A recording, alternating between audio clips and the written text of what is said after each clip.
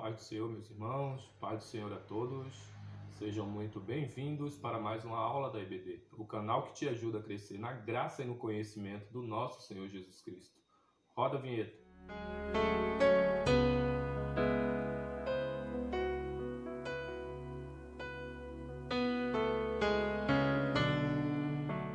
Bem, meus irmãos, já estamos de volta para mais uma aula da EBD.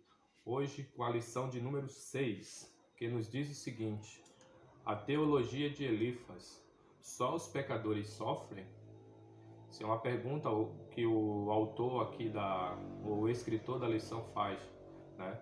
Só os pecadores sofrem? Essa é a teologia que nós vamos estudar um pouquinho hoje.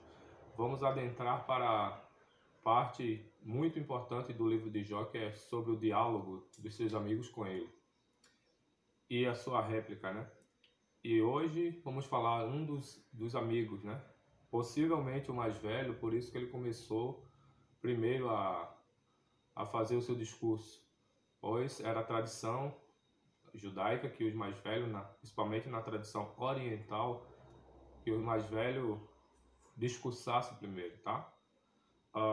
O nosso textuário se encontra lá no livro de Jó, capítulo 7, ou melhor dizendo, capítulo 4, versículos 7 e 8, que nos diz o seguinte: lembra-te agora, qual é o inocente que jamais pereceu? E onde foram os sinceros destruídos? Segundo eu tenho visto, os que lavam iniquidade e semeiam mal, cegam isso mesmo. A verdade prática nos diz o seguinte: embora transcendente, Deus tem prazer em se relacionar com o homem terreno. Glória a Deus, que bom!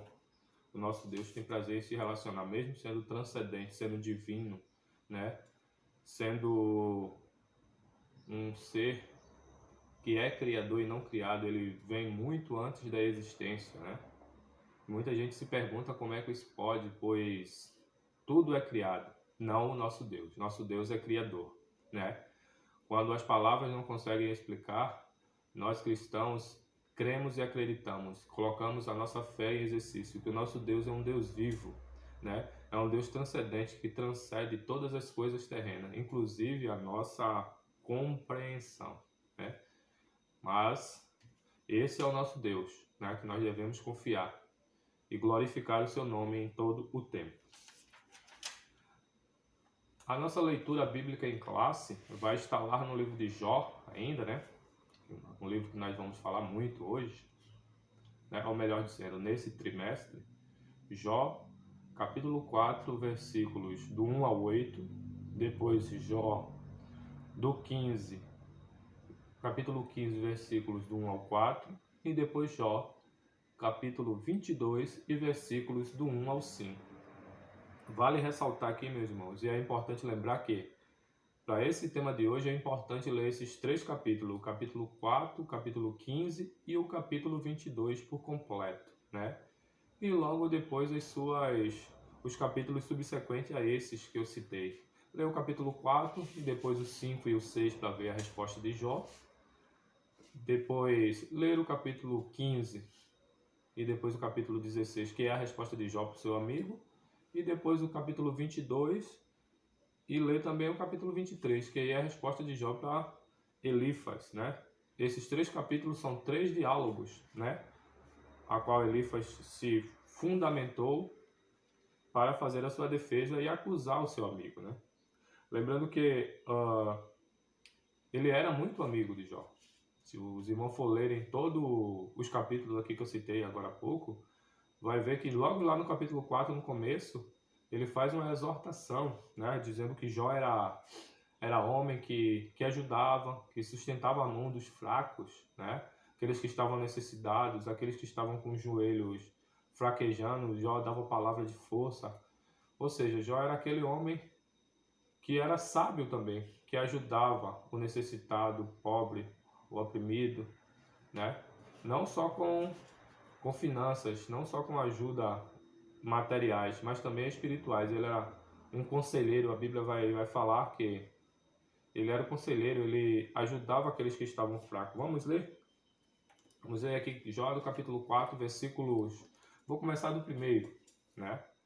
Começar do versículo 1, que é logo o comecinho do discurso de Elifas, ele fazendo a exortação sobre Jó, como Jó era, né? Então respondeu Elifas, o temanita, e disse: se intentarmos falar, enfadar-te-ás, mas quem poderá conter as palavras? Eis que ensinaste a muitos e esforçastes as mãos fracas. As tuas palavras levantaram os que tropeçavam, e os joelhos desfalecentes fortificastes. Capítulo 4, versículos 1, 2 e 3. E já mostra que o Jó era homem conselheiro também, né? Jó era homem que aconselhava, que ajudava aquele que estava precisando, né? Vai dizer aqui que as mãos fracas fortificaste, né? E aqueles dos joelhos, né? E ensinaste a muitos, e esforçaste as mãos fracas. As tuas palavras levantaram os que tropeçavam, aqueles que estavam meio capenga, por assim dizer, né? E ele ainda diz aqui, os joelhos desfalecentes, os joelhos fracos, sem forças, tu fortificaste, né? Então Jó era homem sábio, né? Jó era homem conhecedor da lei, era homem conhecedor dos dogmas da religião, né? Não era um homem tolo. Então, Jó era esse tipo de homem, né? Mas, no tocante ao seu sofrimento, à sua dificuldade, né? Onde a gente viu lá nos capítulos anteriores, se os irmãos puderem acompanhar aí no canal, tem todos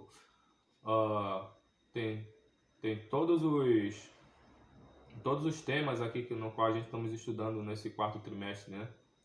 O quarto trimestre é sobre a fragilidade humana, a soberania divina e a fragilidade humana, estudando todo o livro de Jó. Então a gente está no capítulo 6, ou melhor dizendo, está no nosso tema 6, nosso tópico de número 6, né? Ou na nossa lição número 6, mas tem todas as 5 lições que já está postada aí no canal EBD Restinga. Se você ainda não é inscrito, se inscreva no nosso canal, tá? Dê o seu like se gostou dessa aula, né? E ative o sininho das notificações para que quando tiverem mais vídeos, você seja o primeiro a ser informado. E compartilha sim, para que mais pessoas possam conhecer desse nosso Deus maravilhoso, né? Que parecia que na situação de Jó, parecia que ele não estava agindo, né? Mas é como eu falei lá nas lições anteriores, se o irmão puder acompanhar, entrar aí no nosso canal e acompanhar, ele vai ver que a graça estava oculta, mas estava lá. Deus estava sempre presente com Jó. Jó não compreendia naquele primeiro momento o que é que estava acontecendo, mas o Senhor Deus o fez compreender posteriormente, né? Tudo o que ele passou, amém? Aqui no nosso primeiro tópico, vai nos dizer o seguinte: os pecadores no contexto da justiça retributiva. Justiça retributiva, né? Embora ela exista de fato na Bíblia, né? A gente vê lá no capítulo 6 do capítulo 6 do livro de Gálatas, dos versículos do 1 ao 3, vai ver que Deus é aquele que é justo, né? O versículo 2 vai nos dizer o seguinte, vamos ler para ficar gravado, né? Ficar melhor. Vamos ler aqui. Gálatas capítulo 6, versículo, deixa eu puxar aqui,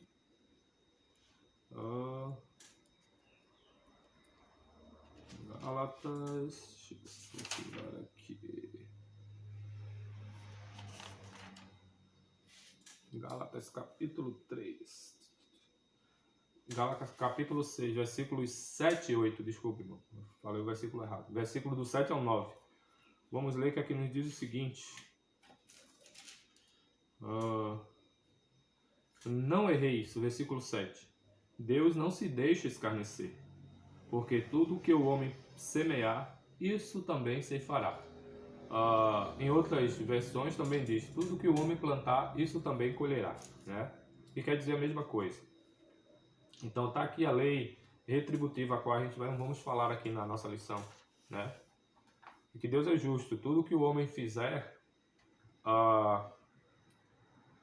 irá lhe sobrevir. Coisas boas ou ruins. Vai depender da atitude do que ele fizer, do seu feitio, né? Daquilo que ele plantar, né? Ele vai ceifar. Só que essa justiça retributiva, irmãos, tem as exceções. E aqui no caso de Jó era uma delas. Jó não tinha pecado, né? A Bíblia vai dizer lá no comecinho do livro de Jó que em nada ele teve falta e em nada pecou. Mas, como era da tradição religiosa daquela época, só se conhecia, né? O Elifas se equivocou em fazer uma acusação contra Jó, porque ele conhecia até então essa justiça retributiva que só os maus sofriam, né? Que só os maus eram penalizados e as pessoas que eram justas e fiéis, ela não passava por nenhum revés, nenhuma dificuldade, pois era assim a religião tradicional da época, né? A qual os próprios Jó conhecia. Jó ali estava sendo confrontado também pelo seu conhecimento, porque até então lhe sobrevinha toda essa dificuldade, essa prova de fogo. Ele só via que os injustos passavam, os ímpios, né? Passavam por sofrimento e era pago conforme aquilo que eles fizeram, né? E de repente Jó, um homem justo que não fez nada, né? Tanto é que o próprio Deus vai dar testemunho de Jó. Lá no capítulo 2 do livro de Jó, logo no comecinho lá do capítulo, Deus vai dizer, viste o meu servo Jó, homem justo e fiel, que ainda retém a sua sinceridade e a fidelidade, mesmo tu tendo incitaste contra ele para o matar sem causa, né? Deus vai falar assim para Satanás, lá no capítulo 2. Depois de tudo o que aconteceu, da perca dos filhos, da perca do seu rebanho, né? Da perca dos seus servos, né? Que morreram quase todos, só ficaram alguns só para trazer a nova, como a Bíblia vai dizer. Da perca da sua própria saúde, né? Perca da sua própria saúde também. E ele mesmo assim reteve. Se o irmão for ler todo o livro de Jó, vai ver que mesmo assim ele reteve. Ele se queixou? Se queixou. Mas ele se queixou a Deus, né?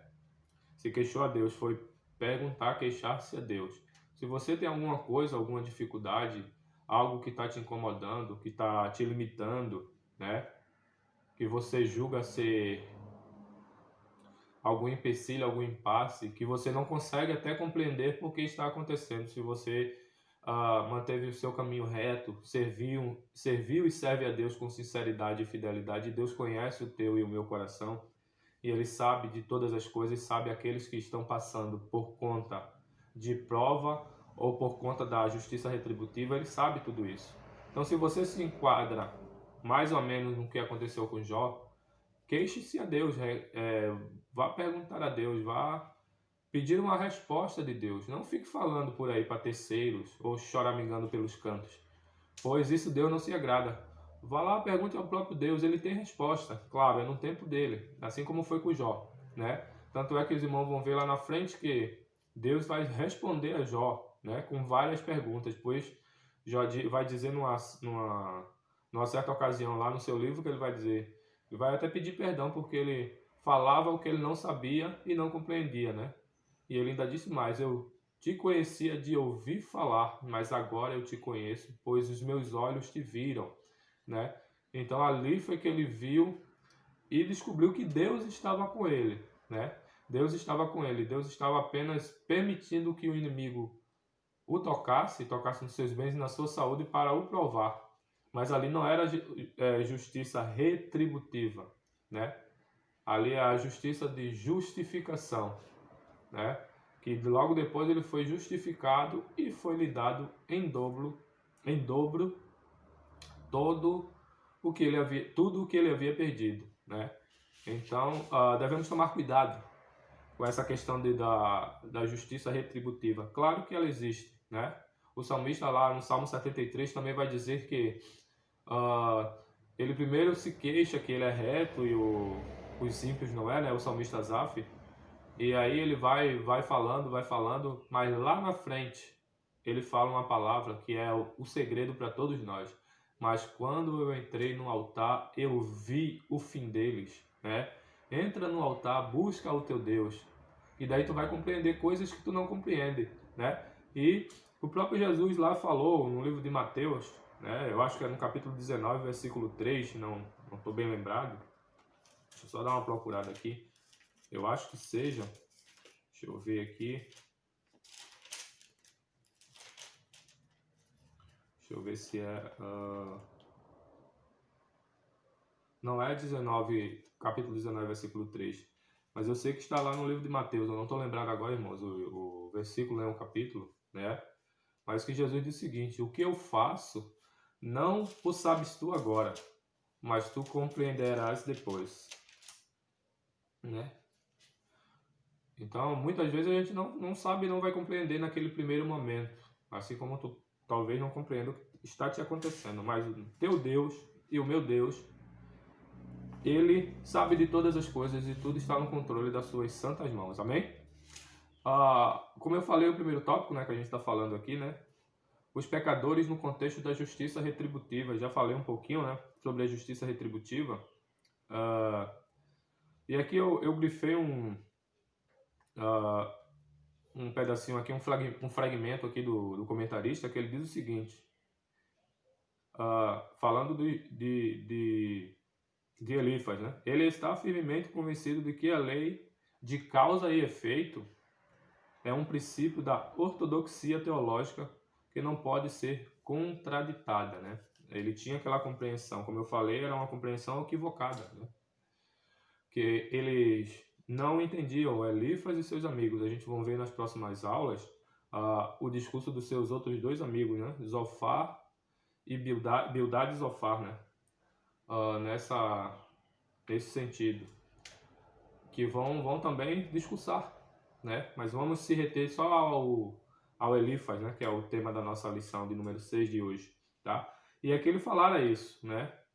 Ele falara que ele estava convencido, tanto é que o discurso dele vai comprovar isso, que ele estava convencido, né? E aqui ele vai dizer o seguinte, no capítulo 2, ou melhor dizendo, no capítulo 4, e o versículo 2 ele vai dizer: segundo eu tenho visto, os que lavram iniquidade e semeiam o mal, cegam isso mesmo. Não, 4 e 8. Jó 4 e 8, né? Isso é uma prova que ele, na sua experiência, que ele já era um ancião, né? Não era mais um moço, mas na experiência de vida dele, né? A experiência com Deus e o conhecimento da lei, ele, segundo ele tinha visto aquela situação, a situação semelhante, era por conta de alguém ter pecado. Por isso a justiça retributiva estava sendo retribuído conforme a medida do seu pecado, né? Daí ele fala dessa palavra, segundo eu tenho visto, né? Segundo eu tenho visto, os que lavram a iniquidade e semeiam o mal, cegam isso mesmo, vão colher isso mesmo, né? Segundo ele falou aqui. E como eu falei, a Bíblia mostra esse princípio lá no Salmo capítulo 1, versículo 6, né? Capítulo 1 não, desculpa, Salmo de número 1, versículo 6, vamos até ler. A gente vê que essa justiça retributiva existe. Eu citei o capítulo 73 do livro de Salmos, né? Todo o capítulo vai falar também sobre a justiça retributiva. Mas vamos ler aqui no livro de Salmo 1 e 6, que é bem conhecido até. Ele diz o seguinte: porque o Senhor conhece o caminho dos justos, mas o caminho dos ímpios perecerá, né? Ele sabe o caminho dos justos e o caminho do ímpio. E o caminho do ímpio ele já deu o veredito, já deu a sentença. O caminho do ímpio perecerá. Ele vai colher aquilo que ele plantou, né? Vamos falar um pouquinho também sobre, aqui no nosso tópico de número 2, os pecadores no contexto da tradição religiosa, né? A ortodoxia engessada, né? Que ortodoxia é essa? Lá no capítulo 15, e o versículo 1 em diante, né? Vai falar também sobre o segundo discurso, né? O Elifas ele está baseado ali em 3 discursos. O primeiro discurso no capítulo 4, né? Que fala sobre a justiça retributiva, entre outros. No capítulo 15, ele vai falar da tradição religiosa, né? E também vai ter o capítulo 22, que vai falar sobre os pecadores diante de um Deus infinito, amém? Então aqui a ortodoxia, né, o que ele ensinava estava engessado, ou o que ele via e conhecia até aquele momento. Ele não tinha conhecimento do que poderia ser diferente como foi na vida de Jó. Até aquela situação, todas as pessoas que pecavam, segundo a tradição religiosa, tinha que ser punida, né? Como a gente viu na justiça retributiva. Só que isso era uma meia-verdade. Por quê? Porque em outras situações, como na de Jó, não havia pecado para tal causa, né? E ele não conhecia bem isso. Por isso aqui fala a ortodoxia engessada. E aqui vai dizer, ó, em seu segundo discurso, Elifas argumenta que as palavras de Jó são uma ameaça ao dogma religioso aceito.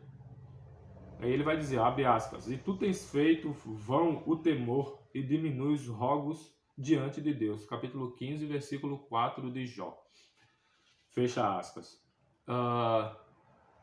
Tu tens feito vão... ele quis dizer o quê? Jó não estava dando crédito para o que ele estava falando, né?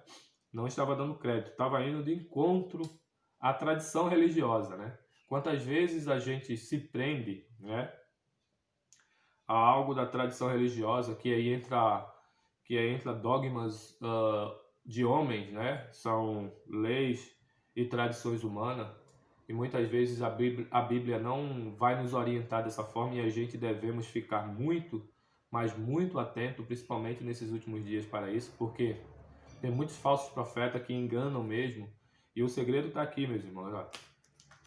Aqui, ó. O segredo está aqui, ó. Aqui está o segredo de tu ter sucesso na tua vida religiosa, né? E para tu que não conhece, não aceitou Jesus ainda, abre o teu coração, pois o Espírito Santo que é contido aqui nesta palavra é o que transforma o homem do pecado, da justiça e do juízo. Ele vai te esclarecer todas as coisas, né? Todas as tuas dificuldades e ânsias, ele te esclarecerá, claro, no tempo dele. Mas a tradição religiosa é algo que faz parte da história da humanidade, né? E de todo não é errado, né? É uma coisa até benéfica para o ser humano. Só que muitas pessoas usam essa tradição religiosa para outros fins que não ensinar de verdade, verdadeiramente a palavra de Deus, né? Que é o foco principal, que o próprio Jesus disse no seu ide, ensinai todas as nações, né? Ensinai a todas as nações, ele disse ensinai, né? E não enganai. Então essa tradição religiosa, há uma importância nela, mas devemos tomar muito cuidado, porque se a tradição religiosa está engessada, algo que contrapõe essa tradição religiosa, vai acontecer o que aconteceu aqui com Elifas, né? Ele vai condenar, ele fez um julgamento pesado de Jó. Eu vou até ler de novo, né? Eu vou novamente, abre aspas, e tu tens feito vão o temor e diminui os rogos diante de Deus. Ou seja, tu tens feito vã as palavras que eu te falo. E com isso, tu fazendo, os teus rogos é diminuído. Ou seja, Deus não vai te ouvir, né? Não vai te ouvir na íntegra ou não vai te ouvir, porque eu estou te ensinando, né? Ele quis dizer mais ou menos assim, eu estou te ensinando porque eu conheço e tenho experiência nas leis, né? Na tradição religiosa, e tu estás fazendo pouco caso, embora nós sabemos que Jó também era um homem sábio e conhecedor das leis, né? Tanto é que ele vai fazer a sua defesa. Por isso que eu pedi para os irmãos forem ler sempre, ler um capítulo e ler um ou dois subsequentes, pois vai estar lá a resposta de Jó, né? Vai estar lá a réplica de Jó, falando ou se contrapondo ou se opondo às afirmações do seu amigo, né? Que até tinham boas intenções, né? Mas ele era limitado, assim como nós somos limitados. Ele não conhecia o após, o depois e o porquê estava acontecendo. Ele estava vendo apenas o que estava diante dos seus olhos. Isso também é um perigo. né? Devemos buscar ao nosso Senhor, que é infinito, é invisível, mas é real, mas existe. Devemos buscar e consultar a Ele, pois Ele tem a resposta correta para nos dar. Amém? Glória a Deus. E aqui vai dizer, que Jó era uma ameaça à tradição religiosa, né? A tradicional religião, né? Pois Jó se contrapunha de tudo que se era falado contra ele, pois ele tinha certeza que ele não tinha pecado de fato, né? Ele estava correto, estava certo. Então por isso que ele contrapunha. Mas ele era um perigo naquela ocasião para a tradição religiosa, porque não era ensinado dessa forma, né? Não era ensinado dessa forma. Era ensinado de uma forma diferente. Conhecia-se a lei de uma forma diferente. Era a justiça retributiva, era aquela tradição que só os maus, os pecadores e os ímpios sofrem, os justos não passam por tal aflição.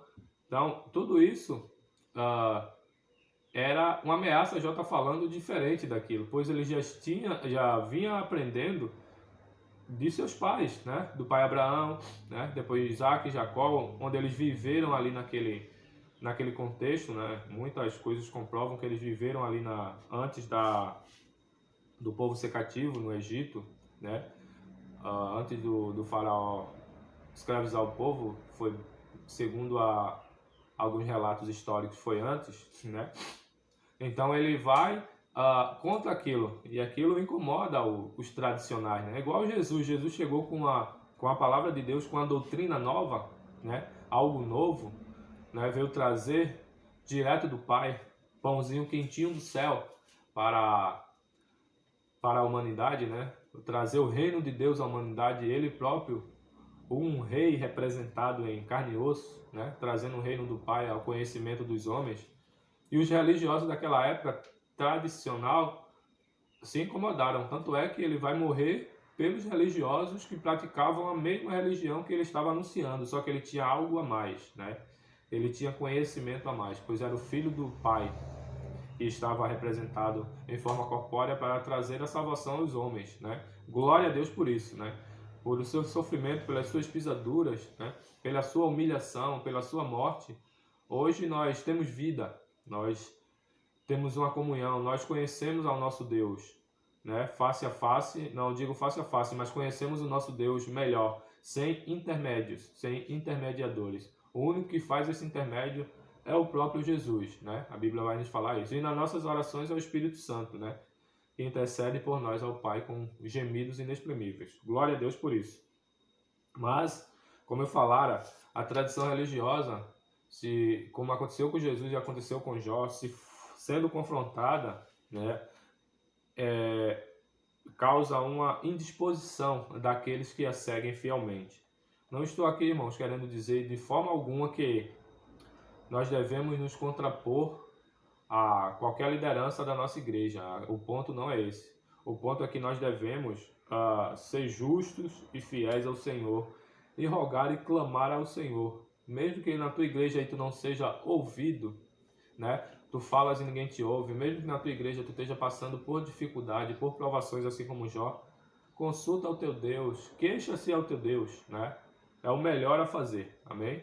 Ele sim pode te restituir em dobro, ele pode te abençoar de uma forma que tu nunca viste, assim como foi feito com Jó, tá? Glória a Deus, que o Senhor nos dê sabedoria, amém? E aqui eu vou entrar no terceiro tópico, eu já vou encerrar, irmãos. No terceiro tópico ele nos diz o seguinte: os pecadores diante de um infinito Deus, né? Um Deus transcendente, como eu falei lá no início. Que Deus, ele é transcendente, é um Deus infinito, né? Uma certa feita lá, Elifas vai falar sobre a infinidade de Deus, né? No capítulo 22 do livro de Jó, né? Ele vai fazer algumas perguntas lá para Jó, né? E como se Deus estivesse muito distante, digamos assim, né? Que não caminhasse com o homem, que não vivesse, mesmo sendo transcendente, que está longe, né? Que é transcendente é aquele que é além, né? É grandioso, poderoso, né? Que não se prende a espaço e tempo. Mas o nosso Deus é transcendente, ele está longe, mas também está perto. O Elifas quis dizer que Deus era um Deus transcendente, e por conta daquela ocasião que Jó estava passando por aquilo, ele quis dizer que Deus estava longe. Tanto é que a gente leu antes que as palavras de Jó fazia que ele fosse condenado segundo Elifas, e diminuía os rogos, né? Diminuía ao rogar a Deus. Deus não iria ouvir por conta daquela situação que ele estava em pecado. Então, o nosso Deus é um Deus infinito, e na sua infinidade de poder, né, magnitude, mas também ele tem a sua infinidade de misericórdia, tem a sua infinidade de benignidade, né? Ele é longânimo, né? Mas também é um Deus justo, que julga conforme a verdadeira justiça, sem imparcialidade. Ou melhor dizendo, com imparcialidade, sem ser parcial, sem tomar partido, né? Esse é o nosso Deus. Glória a Deus por isso, né? E eu queria concluir dizendo que o nosso Deus é um Deus maravilhoso, é um Deus de resposta, é um Deus que está acima da nossa compreensão, né? E para que nós possamos e devemos conhecer melhor o nosso Deus, é ler a Bíblia e pedir sabedoria ao Espírito Santo, né? Lá no Tiago capítulo 1, versículo 5 vai dizer: se algum de vós tem falta de sabedoria, peça a Deus, que a todos dá liberalmente, não lança em rosto. Pedir-se-á e se-lhe-á dada. No outro versículo, no 6, mas pedir com fé, né? Com fé, crendo e acreditando, pois o nosso Deus é aquele que esclarece. Tanto é que Jó passou por todas essas situações, a gente vai ver lá nas próximas lições 7 e 8, né? Que vai ter os outros dois amigos de Jó que vai fazer o seu discurso também, né? Esse é o primeiro, o Elifas, né? Depois, como eu falei, vai ter o Bildad e o Zofar. Eles vão fazer o seu discurso, né? Acusatórios também contra Jó. Mas Jó em nenhum momento estava sozinho. Deus não estava não deixou Jó sozinho, né? Esse é o ponto principal. O nosso Deus é o Deus que está sempre presente nos momentos bons e nos ruins. Ele não se ausenta, né? Ele não é um Deus morto que a gente clama e ele nos deixa só, né? Nos abandona. Não, de forma alguma. Parece que você está sozinho, aparentemente, pois o teu Deus está em silêncio, mas a graça não está aparentemente visível, mas ela continua lá. Só o fato de eu acordar, de eu respirar, né, de eu falar, de ter saúde, de estar com vida, estar vivo, isso já é a misericórdia do meu Deus. Isso já é a graça do nosso Deus representada. A cada dia que chega, a cada manhã que chega, a cada lição que chega, a cada dia que o Senhor nos permite de vida, é a graça do nosso Deus. Glória a Deus por isso. E assim eu concluo e quero agradecer a você que ficou até o final conosco, né? Que Deus possa abençoar o seu dia, possa abençoar o seu domingo, possa te dar uma semana abençoada na sua presença, né? Você que ainda não aceitou a Jesus ainda, mais uma oportunidade Ele te dá. Amém? Que Deus possa vos abençoar, né? E se Jesus não voltar daqui para o próximo domingo, estaremos com mais uma lição abençoada para a glória de Deus Pai, Deus Filho e Deus Espírito Santo. Muito obrigado pela sua participação. Em nome de Jesus Cristo. Amém e amém.